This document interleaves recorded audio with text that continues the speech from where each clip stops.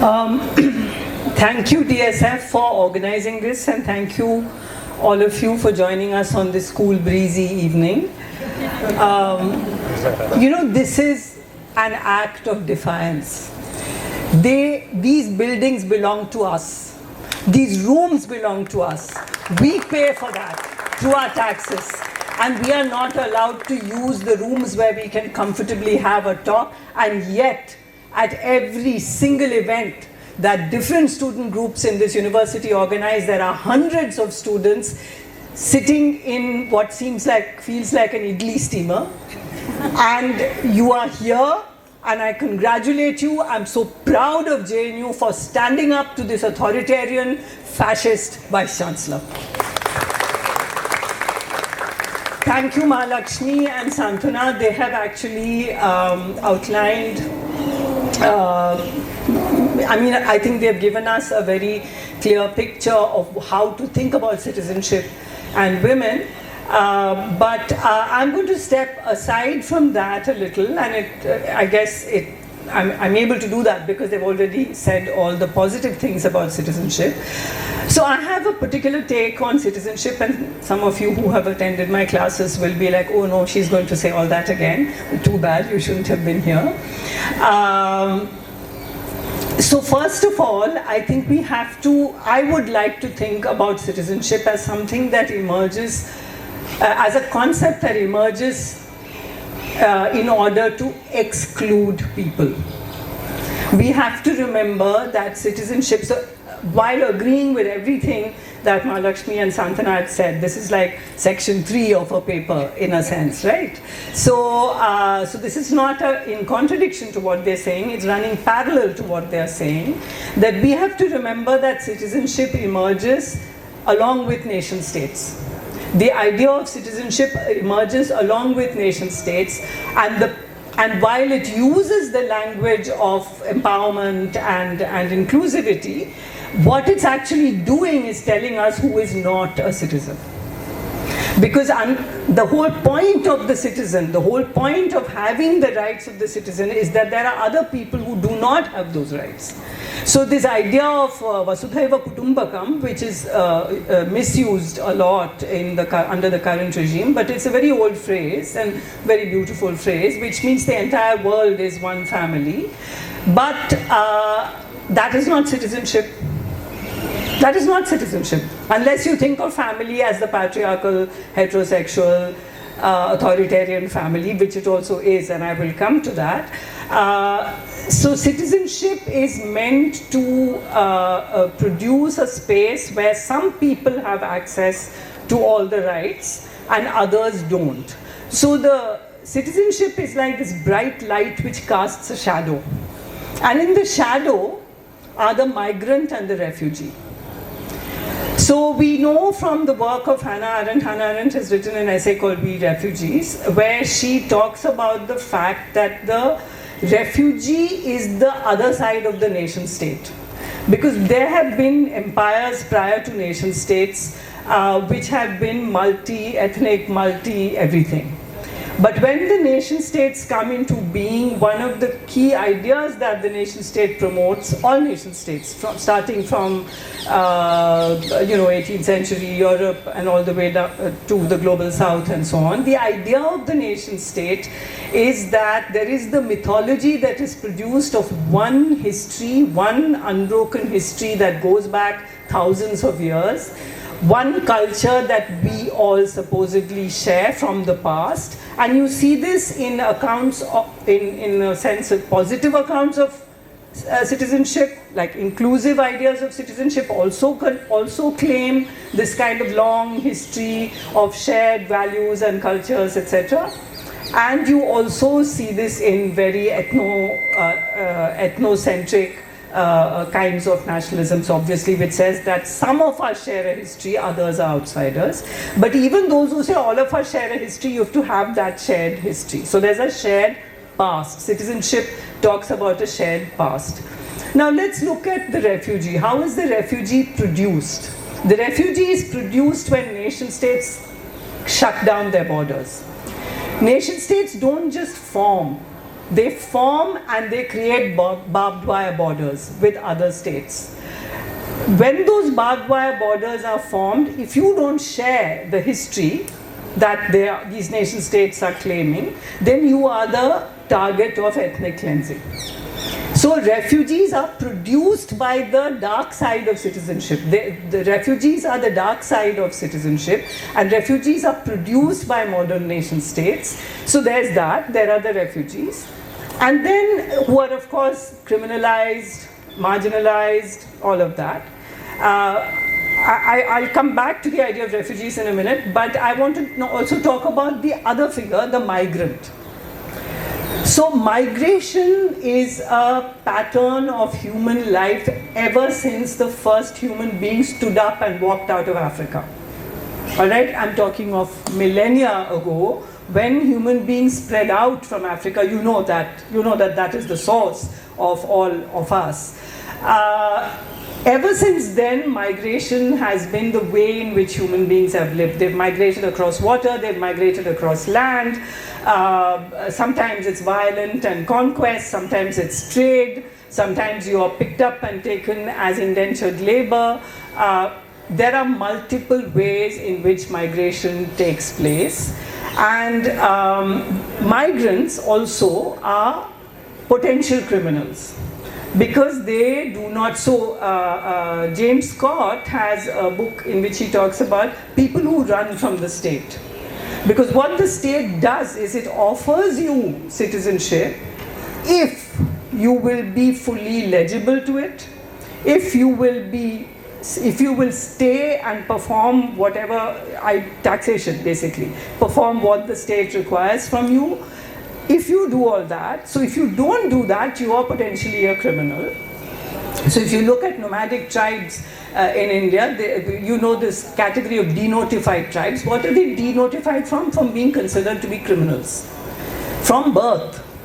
So this is like, caste also functions like that. So caste also functions like that, but this idea that from birth you are allowed certain rights, not allowed certain rights, you see that with the people who run from the state. And so if you look at the shepherds of the Kashmir region. Now these are people, of fisher people, who are crossing borders knowingly or unknowingly all the time. Sri Lankan fishermen end up in Indian prisons. Indian fishermen end up in Sri Lankan prisons because they have crossed the border. They have, so these two figures, the migrant and the refugee, are the dark side of citizenship, and none of us take that into account when we think about the claims to citizenship that we are making. That is to say, we say this is what citizenship should be and is and so on, but we are not able to say, because that is not permitted to us, we are not able to say we want to think about all these wonderful things that come through citizenship for everyone who lives in a certain area. We can't say that. It has to be, so this term illegal migrant, at some point the ordinary everyday practices of humans become illegal. One day you're an Adivasi living in the forest, protecting that forest for generations. Forest acts are passed by the British government, and the next day you pick up a fruit from the forest floor and you're a criminal. Because everything in that forest now belongs to the British colonial state. The Forest Rights Act in India, the later act is a better act, but we are not going to go into all that. The point is that your everyday practice becomes criminalized the moment the nation state lays down the laws and regulations of citizenship. Now, if you look at what SIR is doing, so I'm going to go on to say we need to move past the nation state, but if you look at what SIR is doing, SIR is producing large numbers of, large meaning we're talking of crores of people who will no longer be citizens. They will be refugees, which could include me. I wasn't on the 2002 rolls, by the way. I think you will find that a lot of people were not.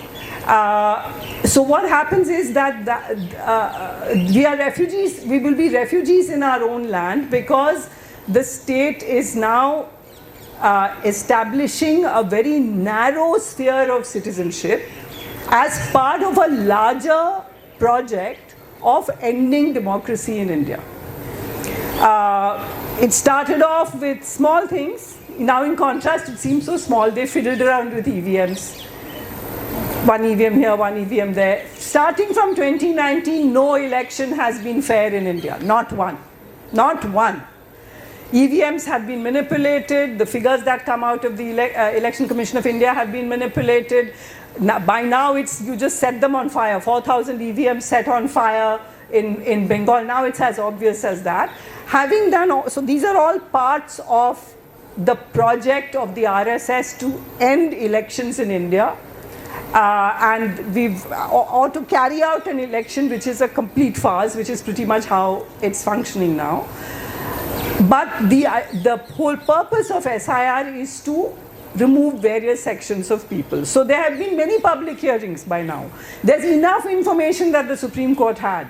There are reports upon reports that show that certain sections of people are being removed. Definitely Muslims have been removed in large numbers, nomadic tribes, migrant workers, and women in large numbers. Now this was very interesting, right? I mean, why are women, trans people, just large numbers of people are being removed from the electoral rolls, and women are being removed for a very interesting reason. That is to say that there is malice. There is definitely malice. There's definitely a plan. One of the plans, I'll just come back to women, but one of the things that they have done, and these public hearings have shown that, is that they go and first demolish so-called unauthorized juggies, and then when the SIR happens, you don't have an address. Now juggies, as you know, community-based juggies, so you're basically ensuring that certain communities are removed. But women are removed for a very interesting reason, because they are unable to produce, the relative, you know, I presume most of you would have tried to fill in those forms, etc. You are the son of, daughter of, wife of somebody, right? So it's called a relative in that thing. Now, there's no father-in-law, mother-in-law. And you know, this is all of you know, when you've tried to do anything in JNU online, there are very fixed categories about these online things. So you can't say, but I want to say my father-in-law, because I was married 40 years ago, I gave up my home. That is what marriage is for 99% of Indian women. You give up everything, and ab aapki arthi uthegi yahan se. तो आपके पास क्या होगा, which shows that you are the daughter of somebody. So this is so interesting. Your marriage is not protecting you, apparently. These are married women who have performed all the functions of a married woman. They have left their homes, they have come to live here, they have looked after their in-laws, but because the relative doesn't recognize married relatives by marriage, a lot of women are getting left out like that. So this is partly callousness, but partly it is meant to simply remove at random as well. People are meant to be removed and made into refugees randomly as well. That's part of what the SIR is trying to do, and the courts are not recognizing it, which has come to become a commonplace thing now, that courts are not really interested in protecting democracy. So you have, this is the first point that I wanted to make, that when we think about citizenship is bound by the nation state, and we need to be able to think of alternative. And when I say we, I mean people like us who don't want to be, to take everything that has happened in the last 200 years as natural and unquestionable. So the last 200 years includes the history of the nation state. So we need to think outside of that. Now when you think outside of that, there is a whole way of thinking about citizenship, not in terms of the past, that we share a common past, right? This is, as I said, this is the way in which citizenship is made to be a very valuable thing. We all share 4,000 years of history, right? What if you don't? What if you don't share 4,000 years of history? So one of the arguments that Mahmoud Mamdani has made in the context of the continent of Africa is that we need to think about modern societies, which could take the form of nation states, but there could be other forms of being a society. We need to think of this in terms of shared futures. It's a brilliant argument to make, not in terms of shared past, but in terms of shared futures. Do all the people here share a common idea of where this country is going? Do all the people here have a sense of a shared future?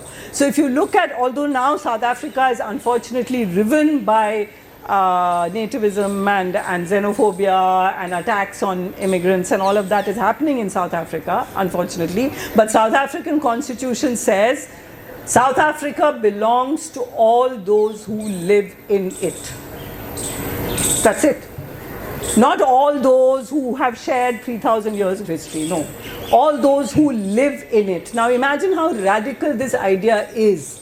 When you say that if you live here and you work here, you have a right to call yourself from this land, right? Now this is actually the idea of citizenship in the global north.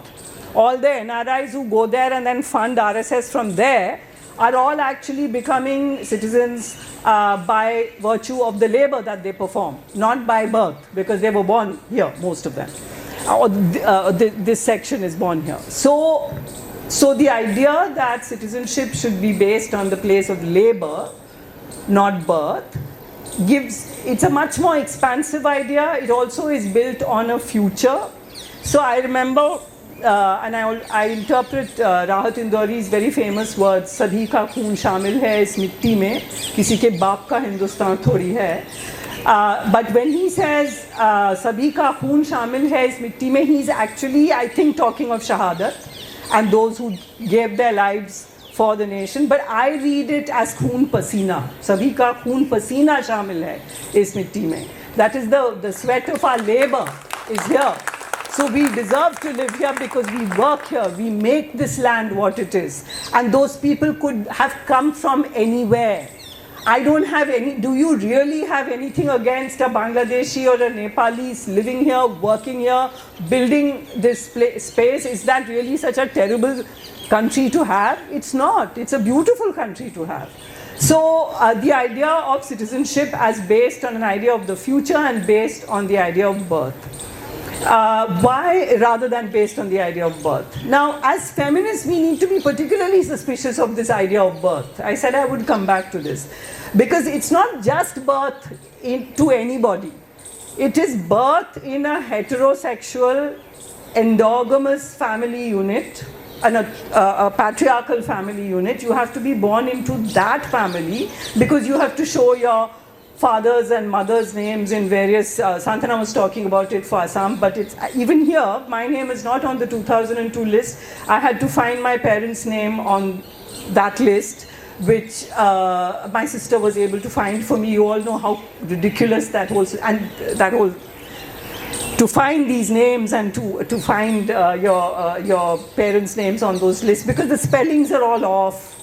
Right? I mean, this is the problem. It's a deadly combination of vicious intent and extreme inefficiency. It's unbelievable. It's deadly. It's like a deadly cocktail because they want to actually exclude all of you and they cannot actually come up with a decent software that will capture all these various things, right? So if the birth in a heterosexual patriarchal family is what, and patriarchal I say because your identity is through your father. You can't claim some random, I'm a mixed person and all. You can say that like when you're chatting, but you can't say it in a form. You are not mixed, you are one or the other thing. And that one or the other thing is a patriarchal family's product. So we need to also challenge citizenship by birth on this ground and maybe think about citizenship through other forms of family, right? There are other forms of family that there could be queer families, there could be I don't have to list all the multiple kinds of families there could well be. And we need to be able to say, this is the family, this is from where I come, and this is what is going to be the basis of my citizenship. We need to think way beyond what the nation state allows us to think about citizenship. So I will make one last point here, which of course, because how can one speak anywhere without talking about the CJP protests? And Mahalakshmi and Santana have actually said everything that I fully agree with. But I want to add something here, which is that I find it very interesting. So this is a development that we see with Hindu Rashtra. What is the development? And the past 12 years have been basically the building of Hindu Rashtra. We're not waiting for it to happen, it's happened. We're here, this is the roof of Hindu Rashtra. Not this, this is a nice roof, this is our roof, the green tree roof, but you know what I mean. So the point that I want to make in conclusion is that it seems to me, if you look at the kind of steps that Hindu Rashtra has taken, the campaign against so there were always campaigns against inter-caste marriage, but now the campaign against inter-community marriage, which they've given the name of Love Jihad, and that campaign and the anti-conversion laws, are about not only about choosing another religion, which I would imagine should be the basic fundamental right of a human being. I didn't choose the religion into which I was born. So at some point, if I say this is not the religion I want to be in, I want to leave religion altogether, or I want to go to another religion, I don't understand how that is not a democratic right. But as you will see with the trans bill also, the format is that people are being seduced, people are being inveigled into ways of life that they would not otherwise be. So there are punishments for those who help trans people. There are punishments for those who supposedly entice you to be converted, right? So now those anti-conversion laws include a very strong feature which includes inter-community marriage. There's that, right? So the idea is to control inter-community marriage. The Uttarakhand Civil Code goes one step further and says marriage or no marriage, if you're even living with someone, you have to come and register with the registrar. And if you don't register, it's a criminal act. You will be given a criminal's punishment. Now, what is actually happening here? And then let me say a third thing. So one is the anti-conversion laws, the campaign of Love Jihad, and the Uttarakhand Uniform Civil Code, which they're attempting to replicate in other BJP states. The third thing here, which I will bring to your attention, is the fact that, and both Santana and Mahalakshmi pointed it out, that the target of attack of those who were giving galis, and everybody was giving galis, right? Everybody was giving galis, boys, girls, people of all genders, people of a certain age downwards were all giving galis, which I have come to learn is actually as I said, it's the way young people talk when we are not around. It's, that's a way of speaking. I've had parents who've told me this, that when we overhear or their conversation, we just leave the room because that's the way they speak now. So the point is that everybody was giving galis, but who are the ones who were targeted? Interestingly, a relatively powerful section. They're women, but they are middle-class looking women. They are possibly Savarna women. They are the women whose wombs Hindu Rashtra wants. They are the women whose wombs Hindu Rashtra wants to control. Through saying no intercaste marriage, no this, no that, don't be queer, just be here and reproduce sons for the RSS Bharat Mata. So remember, Bharat Mata is also a very old and revolutionary idea, and we don't need to give it to them. We don't need to give them saffron, we don't need to give them Bharat Mata. We can take Bharat Mata back if you'd like. I'm not particularly keen, but if someone is saying Bharat Mata ki jai and Inqilab Zindabad, I'm fine with that. So what happens is that they are being targeted because they are refusing to perform the function that RSS Bharat Mata requires. So what does this tell me? It tells me that the patriarchal family has failed. The patriarchal family has failed to perform its functions. When you go and live with a person, a man, a woman goes and lives with a... See, they are more concerned with the women because, as I said, they want to control your womb, they want to produce these sons, and they want to keep up the endless mythology of the Hindu majority, which is... it's a mythology because there is no such thing as a Hindu community. The Hindu community is so heterogeneous. The legal definition of Hindu is that if you're not Muslim, Christian, or Jewish or Parsi. So because it's such a heterogeneous set of communities, you have to keep up this, and of course you have to keep up the myth that Muslims will overtake in population, none of which can be actually, it's just a lot of demented fantasies and nightmares of the RSS sitting in Nagpur. So what happens normally is when you try to go and live with a man without getting married, your father is supposed to be able to step in and stop this shit from happening. He's not able to do it. When you say I'm gay, your father is supposed to be able to say मैं तुम्हें मार डालूंगा. नहीं हो रहा है. जा रही हैं लड़कियां, they're becoming queer, they're marrying who they like, they're not marrying people. It's just a whole bunch of young people who are not giving a damn about how the patriarchal family is supposed to function. So the state is stepping in to perform the function the patriarchal father has failed to perform. Right? Uttarakhand Civil Code, you don't tell your father, you'll have to tell the registrar. You fall in love with a Muslim man, I can't stop you, but the state will stop you. Uncle, ye kar rahi hai shaadi kisi aur se. And uncle will step in. Uncle state will step in. The state is essentially the WhatsApp uncle, empowered with the law. That is the Indian state now. So that's the final thing I wanted to say, that citizenship, that the family as the source of citizenship is something that we should challenge. And we can actually see what happens when the family fails, either willingly or unwillingly. Partly the family fails because the family is like, we don't want to do this. Many of you have very supportive parents. They're like, we don't want to get into this. And in fact, we saw with the CJP also, a lot of parents were supportive of their children. So either they don't want to do it, or they simply cannot do it. And therefore the state, so this is the final sort of desperate last attempt to reassert the patriarchal heterosexual authoritarian family. The state will be that now. The state will be the patriarchal figure, and I think that's a clear indication of its weakness, of its inability to build a Hindu Rashtra, because Hindu Rashtra is not something anybody in this country wants except for the RSS, which is actually a small number of people. The RSS patriarchs want a Hindu Rashtra. None of us want it. So thank you very much. We'll do our own thing.